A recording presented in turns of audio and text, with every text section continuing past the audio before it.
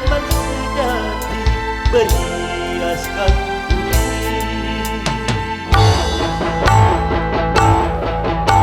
Dengan kita manusia saling mengandalkan tanpa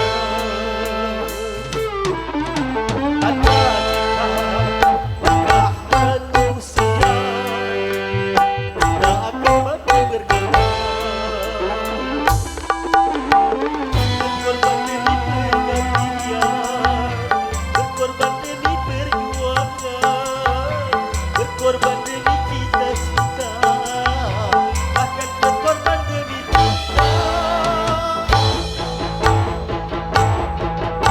Pengorbanan dengan keikhlasan sungguh suatu kemuliaan. Pengorbanan harus diniatkan dalam mencapai ridhonya.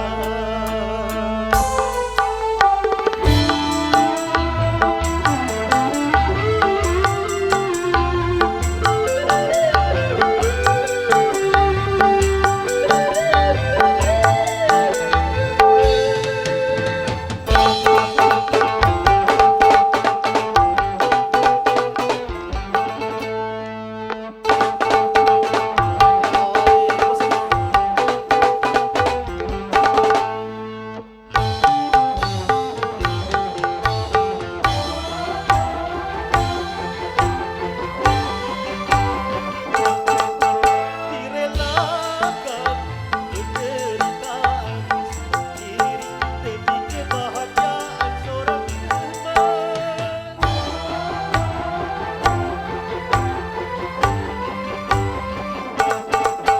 Dikorbankan kepentingannya pribadi demi tak merusak persahabatan.